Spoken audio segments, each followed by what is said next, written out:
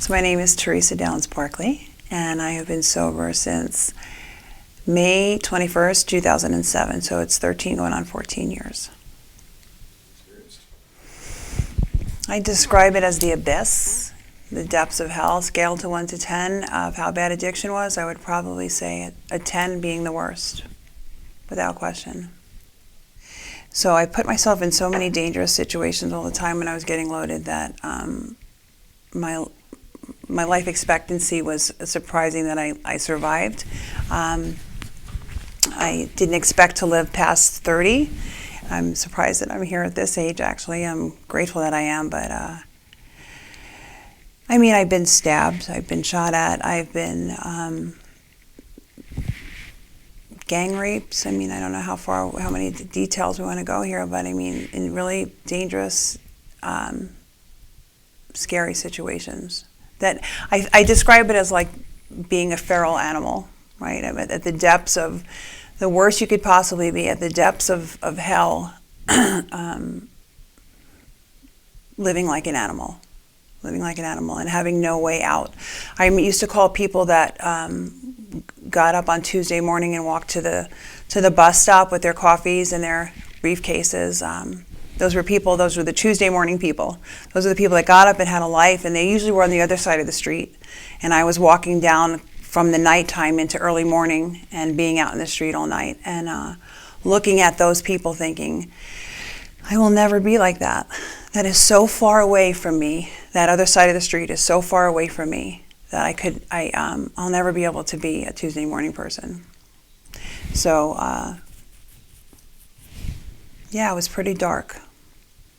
I believed that I had been dealt a hand of cards, and those cards were going to inevitably end me up with either dead in an alley somewhere with a needle in my arm. That was really what I expected. Or I thought I might get lucky and be some cool old lady, but I'd be smoking weed with my grandkids on a rocking chair somewhere. So there's no way I was going to do anything but get loaded my whole life. I did not think I'd be able to get sober. That was as far-fetched as the God concept. God who was on a throne somewhere a million miles away with cherubs floating around him and stuff. And somebody told me God is the solution. And I thought that's a really big stretch for me. A needle and a spoon was God, right? I could worship that. I knew how to run around that. But to tell me that something that far away was going to be the solution was really a uncomfortable thing to even consider. So getting sober wasn't in my cards at all. Like I said, when I first got sober, they said, God was a solution. I thought, well, I'm going to pick a really rebellious God. So I was a pagan for the first 2 years of my sobriety, and I was like, okay, I'm equal to the gods and the goddesses. I practiced Asatru, anything from Norse mythology. So I was like, I'm equal to the gods and the goddesses. I'm not doing organized prayers. I'm not getting on my knees. I'm not doing anything that makes God greater than me, which is the solution, right? Which is the deal. And so I made myself equal to God and to the goddesses. And that evolved. That evolved into me realizing that, so in our book, can we talk about that? Okay, so in our book, there's a story on page 56 and 57 that talks about this guy who had turned away from religion, right? And it's my favorite story in the book because it talks about being in the water. And that's what I tell my girls when we go through the second step. I say, once we get through the second step, either God is everything or else he is nothing. He either is or he isn't. What's your choice to be, right? And most of them say, oh, he's everything, he's everything. I'm like, okay, is he that pen? Is he that sunglasses on the table? And they're like, well, no, he made the guy who made the guy who made the glasses. And I'm like, well, I thought you said he's everything, right? So if he's everything, he's the sunglasses, he's the pen on the paper, he's the bag of garbage, he's the needle and a spoon, right? So if God is everything, he's all that. So in this story, and I know you know the story. So anyway, this man, he was religious, grew up religious, and he turned away from it, right? And got rebellious against any type of religious practice. And as a result of it, he was dogged with all this trauma, right? He lost his job. He was an alcoholic. He had death and suicide in his family, and post-war delusionment. All these crazy things had affected him as a result of, the story goes, as turning away from God, right? He was approached when he was finally in the hospital and on death's door, and one of us approached him and said, hey, what about God being an option? And he thought, if there is a God, he hasn't done anything for me, right? Later on, he thinks to himself, could all those religious people possibly be wrong and I'm right? And I remember thinking that, like, for centuries, people have been worshiping something. The sun, the moon, stars, cows, goats, you know what I mean? They're worshiping something greater than them. And I'm going to say that that's not the truth. And like a great tide of flood, like a lightning bolt hit me, and I realized that, who am I to say there's no God? Like the guy said, that was my experience. I understood, and it was like I had suddenly went from God being in this little tiny box of organized ideas of what I thought he was going to be, to just completely being ensconced with God and just feeling God everywhere and knowing it as if I was underwater. And when you're underwater, you are water. You're of the water. There's no separation between your skin and water. You become part of the water when you're underwater. So for me, when I talk about God, God is everything, meaning he is the water. So when I ask my girls, are you in the water? Where are you at with your relationship with God? That's what I'm talking about. So God, I mean, I could talk about God all day. I could talk about God all day. It is the true solution to all of this. It's the truth. And whenever I share my story, I start with the 12 steps as they're outlined in this book is the program that we're talking about. So when we're talking about a program, it's the way they're outlined in this book. So if you want to work a program, have your own experience with this book, right? And then the other trick, the secret, the hit, the hot shot to all of it is God. So when I first got sober, and again, they said, God, I'm like, you got to be kidding me. Really? That? God? I got to believe in that? And then God became everything. So, yeah. So there's that. The biggest thing that happened to me in recovery was the first step, was understanding on a cellular level. Can I curse? Oh, yeah. Okay. So understanding on a cellular level, like in my soul, that I was fucked. That I was, without question, I was going to get loaded again, because I always did. I always got high again. Not only that, I was probably going to die from it.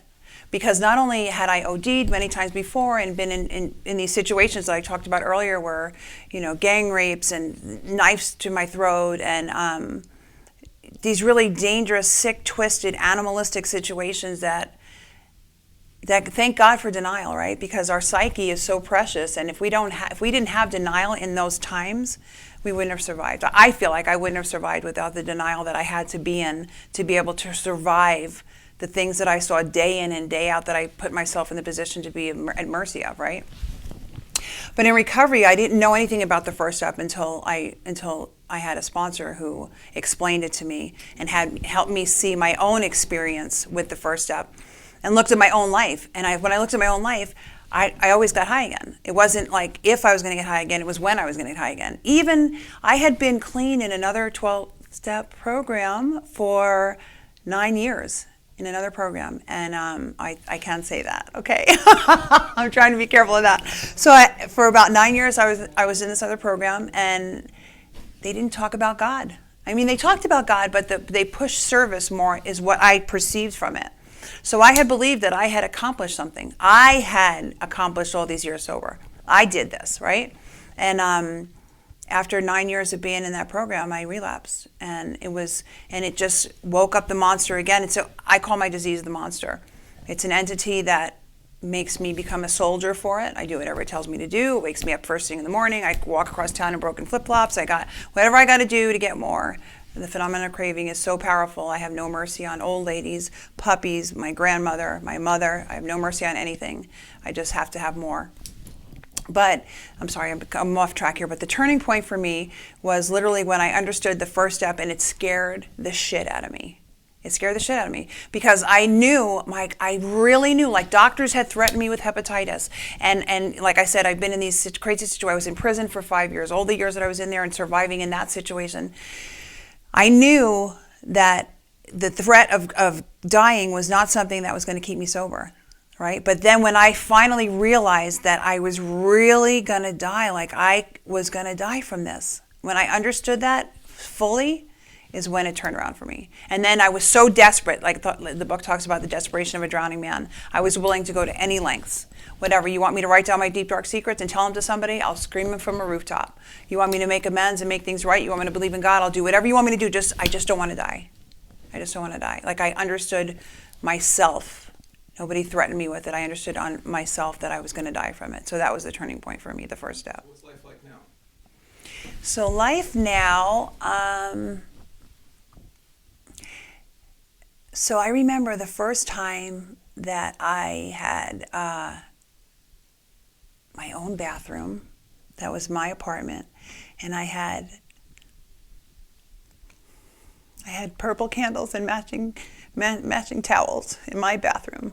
And that was really big for me because I had been homeless since I was 13, and been in the street and been in the sex industry for so many years. And even with all the money that I made doing that, it all went into my arm. So for me, I felt like I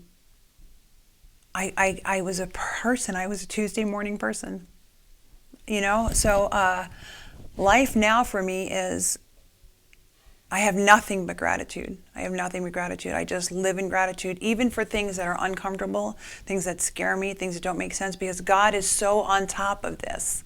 He's got me so much that I know that His journey for my life is so much better than anything that I could ever possibly come up with, that life is just magic right now. It's all good. It's all good. So even the bad is good.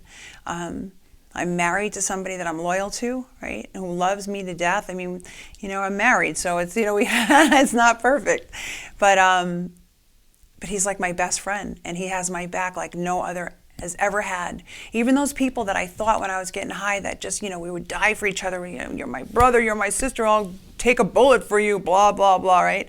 Like the loyalty and the relationship that I have with Greg is so. It's very special and it's very safe. It's very safe for me. And the sponsees that I have in my life and the women that I have in my life, I couldn't put a price on that. The women in my life have saved my life. They've saved my life. They've saved me from me. They helped me see myself and stuff. And I couldn't imagine life without these women. I couldn't imagine. I mean, guys too. I mean, I love the guys in my life too, and they're my brothers. But the women, who were the people that when I first got sober, women were my enemy. Probably because I knew they were probably like me, and I was capable of being very, very painful and hurt people. And so my relationships are pure and beautiful and honest and real and loving, and they're authentic, and I have such faith in them, and I can fall back on them. I can sleep on them. I know that they're there. They're my heartbeat, And my sponsees just breathe life into me. I love my sponsees. They're so crazy sometimes. They suck the life out of me sometimes, but they breathe life into me. And I don't know. I got stuff. I have stuff. I have a nice house. I have, my 3 dogs are my children, and it's super silly as it sounds, like my dogs are my babies, and I am responsible for them, and I feed them every day, and they are loved and they're taken care of, and there's a lot of animals that don't have that. So I'm just every aspect of my life is good. I have an amazing job. I have an amazing team that I work with at work. I have goals and aspirations. I'm not afraid. I'm not afraid as much as I've used to be. Like, there's fear still in my life, but it's quickly replaced with an opportunity or a faith or something bigger. I'm not run by fear anymore. I'm not paralyzed by fear anymore. I don't get stuck in bathrooms anymore out of fear. You know what I mean? I can breathe. I can breathe. Yeah. Here's that answer. Any closing thoughts? Mic's on, lights on. I don't know. I guess if I could say anything to anybody, I know that the struggle is real, but there is hope and there is opportunity to get better. It's early recovery or trying to get better or trying to do something different is always going to be uncomfortable. So in the uncomfortability, in the confusion, in the fear, in the anger, in the anguish, in the early recovery is just full of, it's not comfortable. It's not comfortable. But in the uncomfortability comes the change, comes the opportunity for change and for growth and for a new way of living, So in the beginning, it's about going against our grain, going against everything that makes sense, everything that's comfortable, but doing it anyway because we just want to stay sober just a little bit more than we don't. And then it starts to become second nature, and then you can breathe. Yeah, that's what I would want to say. Thank you. Thank you. Awesome.